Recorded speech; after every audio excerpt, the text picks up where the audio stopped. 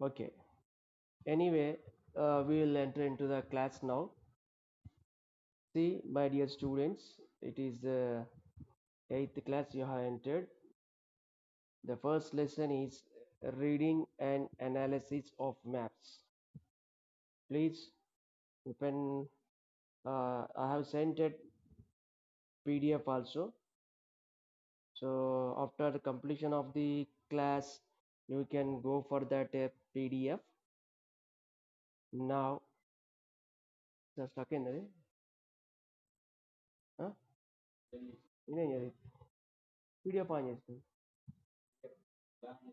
Yeah. Sharing what right. ఇది just minute ఎక్కడ ఉంది మళ్ళీ బ్యాకా జూమ్లా మర్చిపోతుంది screen share share screen okay screen share అయింది ఓకేనా coming right now we'll see the class here this is reading and analysis of maps. Dear students, it is what do you see here? It is a satellite photograph. It is a photograph taken by satellite and it shows the real picture of the world map. Here you can observe continents, oceans, right? This is the real picture. That is photograph. Taking to another slide, here it is world map. It is a map and this is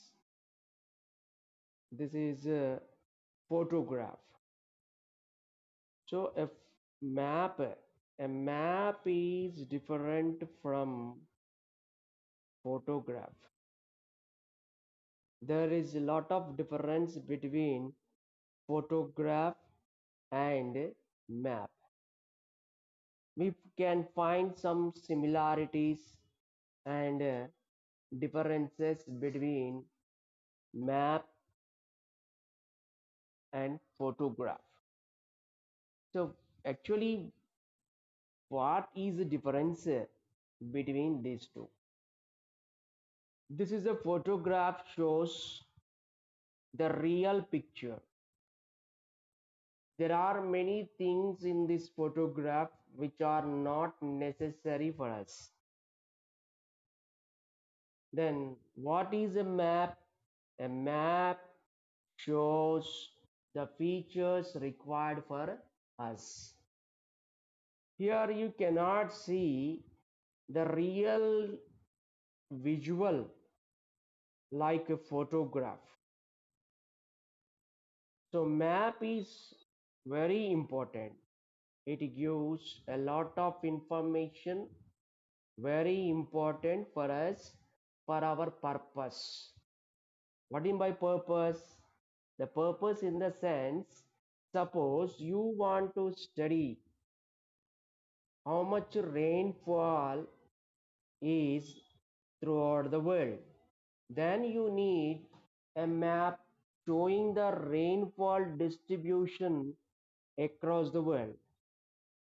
Can you find out such a rainfall distribution in photograph? No, we can't find in the photograph how much rainfall is distributed, right? For example, if you want to study the population of the world, then can you find out population using this photograph taken by satellite? We cannot, right? Can you identify the different languages spoken through this photograph? No. Can you see that the crops grown throughout the world using this photograph? No. So photograph will not say what is required for us, but maps says the things what are required for us. So map is very different. A map will show the things which are required for us. For example, when we want a rainfall distribution, we will move with maps showing the rainfall. When we want population, then we will move with the world map with the population. That's what we call population maps. In lower class, that is sixth and seventh, you have studied different kinds of maps. One is a political map. It is a political map. In Africa, it is shown somewhat political map. Physical map is there. uh, Rainfall distribution maps are there, and temperature distribution maps are there. Then what are the crops grown in different part of the world? Maps showing the crops cultivated across the world. Then the soil type. Like this, we find different types of maps. A map shows what is important for us. So it is very important. Map will guide us what is needed for us, right? People who have involved in different works, what is needed for them, they follow that maps. For example, if you take a meteorologist who studies the weather, the climate, they need a rainfall distribution. Suppose one person is studying about the crops cultivation across the world. He need maps showing the crops, right? So maps are very useful for us, right? Maps show a map shows the features required for us. Many unwanted things will be eliminated from the map. Now look at in the photograph, my dear students. You can see here, this is what you call photograph. Here many unwanted things are there which are not required for us. So all those will be eliminated, and what is needed for us, that will be shown in a world map. If we study world map or India or our Telangana state or some other maps, let us see that how it is a physical map. Now look at this is a physical map, right? In this physical map, we find where are plains which are shown in a green color, and where are mountains which are in a thick brown color, right? And the blue color shows water bodies that are oceans. So these are needed for us, right? So a map shows what is required for us. This is a world map. Now, what are shown in the map? Look at this slide here. A map shows rainfall. A map shows soil type. Population maps we have. By the map, we can come to know the languages spoken there. In different parts of the world, people speak different languages. So, what are the languages spoken in different part of the world? Also shown using the maps of languages. Then the different crops which are grown, then the markets, schools. For administrative purpose, we see the maps which show the roads. So we find different types of maps depending on our usage, depending on our purpose. What is our purpose? We want to study the how is roads throughout India. Then we'll go to the what India map showing the roads, because we want to study the roads. right? For example, if we want to study the temperature distribution across India, then we'll take out a Indian map showing the temperature because our purpose is to study the temperature. So different types of maps we have, and all those different types of maps will be used for different purposes. So what is our purpose? Based on that, we'll use a map, right? Some of the ancient maps, let us see that. There are maps not only started recent time, in ancient time also we find maps. Those are different with the present maps. Let me show you what you call the ancient maps down the ages. Maps down the ages instead. This is one world map. It is made in ancient times.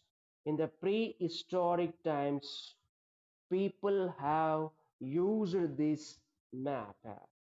Here it is shown seven islands and seven seas.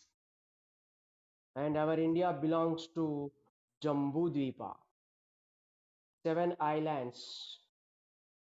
Here I am noting which mentioned in Vedic and Puranic times. So now you see here Jambu Dvipa. This is Jambu Dvipa. And in this Jambu Dvipa, our India is there, right? This is the ancient world map they used. Here we find seven islands instead. Let me show you that here. See Varsha, Jambudvipa, Ketu, then Bhadra. Like this, seven are there. In our ancient books, it is mentioned. In Telugu, we used to call Sapta Dvipalu. Sapta means seven. So seven islands, and means seven regions, seven different worlds are shown in ancient map. This is the what prehistoric map they used. One of this map. See how it is. It is completely surrounded by Milky Ocean. Huh? In that salt is dissolved, so it is called salt ocean. And here in the center of this world map shown in the prehistoric time, you will find Meru, which is a mountain. This is a what Meru? It is a mountain. So people were interested about cosmos. Cosmos in the sense universe. They want to know how is Earth, rivers, seas, skies. So they have drawn these maps. At that time, they used these maps to show that how many lands, cultivable lands, are under the control of churches or temples. So it was very essential for them to make a map showing the lands which are under their control. So for that purpose, they have prepared these maps. One more map we will see which belongs to ancient period. This is seven dvipas of the world shown in an ancient time, right? Look at here. This is Jambu Dvipa, huh? And this is Pushkar Dvipa. Then this is Palaska Dvipa. The next is Sakha Dvipa. Then Usha Dvipa. Here it is. Like these seven islands are shown here. So this is the map they used for traveling. It was essential for the sailors. Sailors who sailed across the coastal areas. They have depicted what they have seen in a map.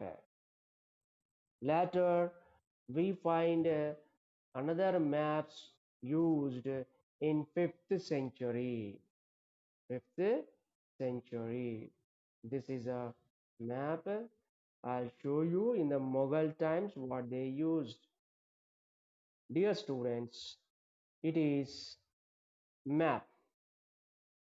How it is different with the present map, see, this is the our present map, world map, right? And at that time they used this one. This is a map 4000 years ago. Sumerians have made it. What do you see here? You will see here a circle. It is a stone, right? On the stone they have drawn the map. So this is a what you call as in a 17th century, uh, what you call Sadiq Isfahani also prepared a map using the latitudes and longitudes. So here we find Aryabhatta using the concept of latitudes and longitudes in making the maps. So here first time we are what to call Iswan. Another map is there here. I'll show here this one. This is also a map, world map. This is made in 2600 years ago by Babylonians. Just know what I shown. This is the Sumerians. At present day, it is Iraq, and it is a part of the Iraq. Then this is also what Babylonians. It also belongs to what Iraq. Here you'll see that it is a stone, what you call a clay tablet. Clay tablet means a stone which you made with clay. This clay stone they used for drawing the map. My dear students, what do you see here? I will show you that here. This is a circle. Please observe very carefully. It is a circle, right? Inside the circle, there is a city with a dot here, and this is the what a Babylonian city. That is their city, so they have shown in the middle. And behind this circle, there are 7 islands. Can you identify here? Please try to identify 7 triangular. Here, 7 triangular islands are there, which are 7 Deepas, Sapta Deepalu, which is mentioned in our Vedic time, in ancient Vedic time. So it is a clay tablet used by the Babylonians, right? Next, another map recently made by the Greeks around the same time, that is 2600 years ago. Greeks also, especially Anaximander, here it is there, Anaximander and Ecatatus. Ecatatus belongs to Miletus, that is in Turkey now, and Herodotus. They prepared world map using the latitudes and longitudes. So this is the map prepared by the Greeks. Dear students, it is also world map. We can identify here total continents are surrounded with the ocean. So this we can somewhat it is matching with the present day of world map. If you see the world map of today, it is also surrounded with water body, that is a big large ocean, right? So in those days also they have shown that continents are surrounded with the ocean, and here they arranged this from north to south and east to west. How did they arrange? First they use the water latitudes. Huh? Latitudes, what are the latitudes? Latitudes are drawn across the globe, touching from east to west. Or not? So here, 2300 years ago, they used latitudes. How? Here it is Greeks tried it, making with the help of longitudes and latitudes. See, I'll show that here. Another slide. First, they identified throughout the world the places across the world, the places at mid time, that is at 12 o'clock. They have the same length of the midday. What are the places at, at midday? Throughout the world are there. All that they identified, and from north to south, they drawn a line that is called meridian.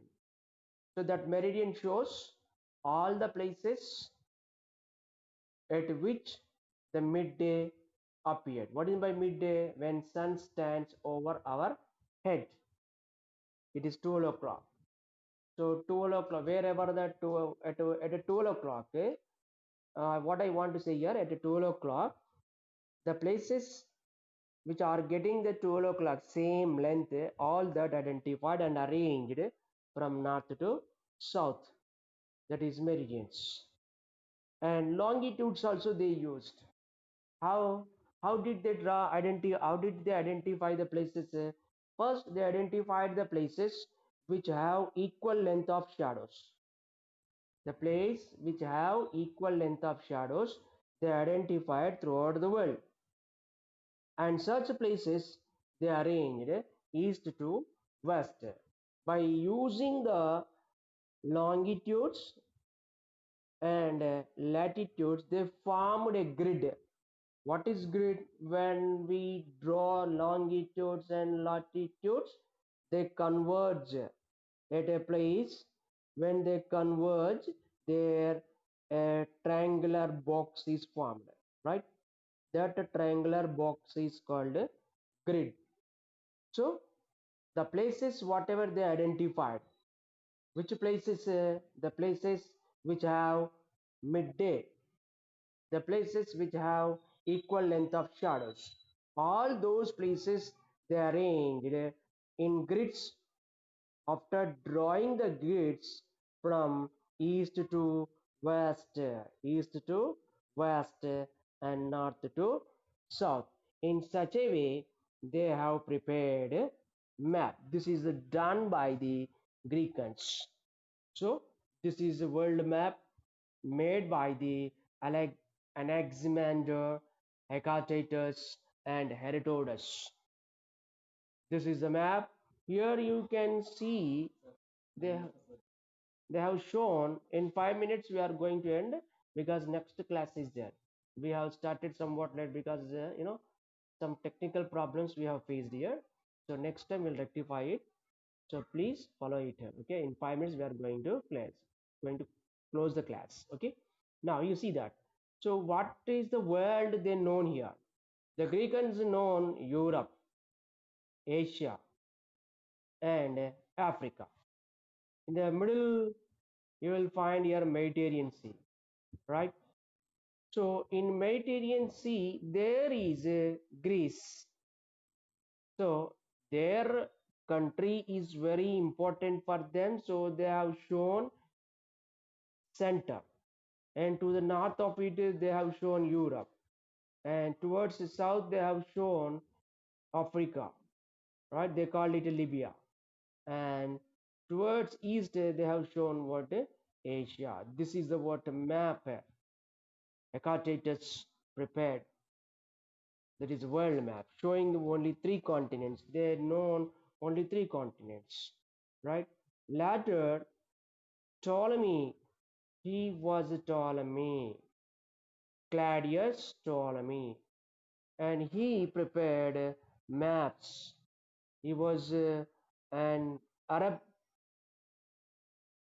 scholar, and he prepared a world map using the latitudes and longitudes. So here, those maps are perfect today.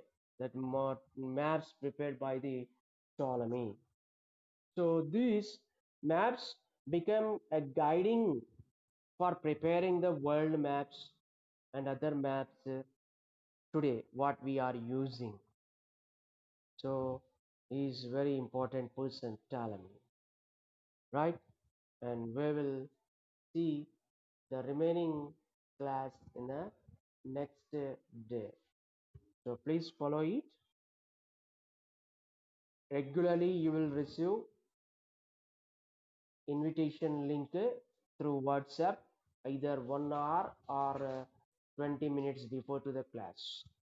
I have sent you PDF also. Open that PDF. You will find the textbook. Read out what is there. Okay, na? Thank you. Thank you very much.